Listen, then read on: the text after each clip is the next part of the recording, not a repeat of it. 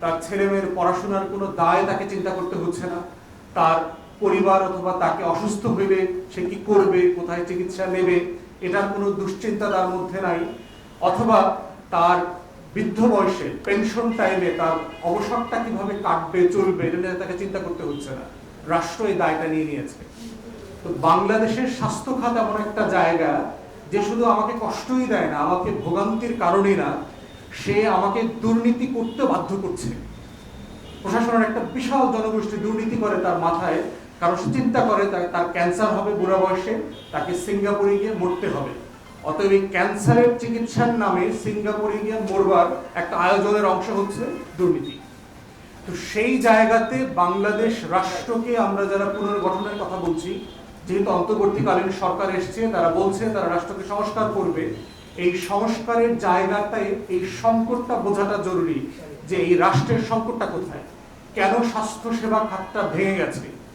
এবং দেখেন যে কতগুলা মাল্টি লেয়ার এবং প্যারালাল সার্ভিস সিস্টেম ডেভেলপ করেছে।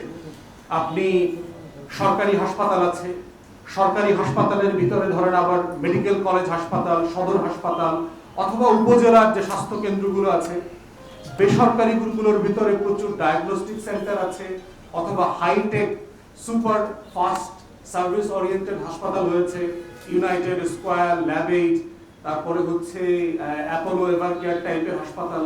তো এই যে এতগুলো সার্ভিস যেটা প্রমাণ করে সেটা হচ্ছে এই রাষ্ট্রের এই সেবা খাতটা নিয়ে কোনো ইউনাইটেড একটা কনক্রিট সলিড চিন্তার জায়গা নাই। সে রাষ্ট্রকে জনগোষ্ঠী আকারে ভাগ করে দিয়েছে যে সে বড়লোক সে ওখানে যাবে, সে মধ্যবিত্ত সে ইবনে সিনায় যাবে, সে গরিব সে হচ্ছে সরকারি হাসপাতালে যাবে। তাহলে এই যে রাষ্ট্র কি করছে আমার সেবা খাতের মধ্য দিয়ে একটা বৈষম্যকে প্রাতিষ্ঠানিক রূপ দিয়েছে। অথচ এই রাষ্ট্রের স্বাধীনতার ঘোষণাপত্র ছিল বৈষম্যের বিরুদ্ধে। আমরা সম্প্রতি জুলাই আগস্টে বাংলাদেশে যে মনসুন রেভলিউশন হয়ে গেল, যে বাংলা বসন্ত হয়ে গেল, এই বসন্তের প্রধানতম আয়োজন ছিল যে রাষ্ট্রকে বৈষম্য মুক্ত করা। অতএব বৈষম্য মুক্ত করতে যদি হয় রাষ্ট্রকে, তাহলে বুঝতে হবে যে রাষ্ট্র কোন কোন জায়গাতে তার ব্যর্থতা অথবা তার পরিকল্পনার অভাবের কারণে বৈষম্য তৈরি করছে। অতএব তৈরি করার মধ্য দিয়ে গত 53 বছরের যে জঞ্জাল তৈরি হয়েছে সেটার গভীরতা বোঝাটা খুব জরুরি।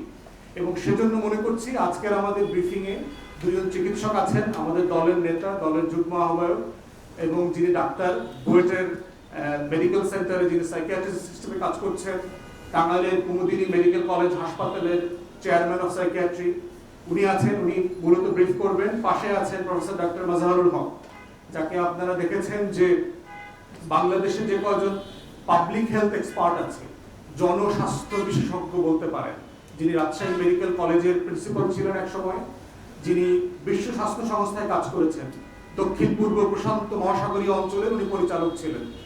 বাংলাদেশের কতগুলো ক্রিটিক্যাল টেকনিক্যাল এক্সপার্টিজ আছে, যে এক্সপার্টিজের হাতে খড়ি হয়েছে প্রফেসর মাজহারুল হকের মাধ্যমে। অতএব এই দুইজন এই খাত নিয়ে কথা বলবেন, ছোট্ট আকারের নিট বক্তব্য দেবেন এবং রাষ্ট্রের অন্তর্বর্তীকালীন সরকারের করণীয় কি সেই বিষয় নিয়ে আমি কথা বলবার জন্য অনুরোধ করছি প্রফেসর ডক্টর আব্দুল ওহাব মিনারকে।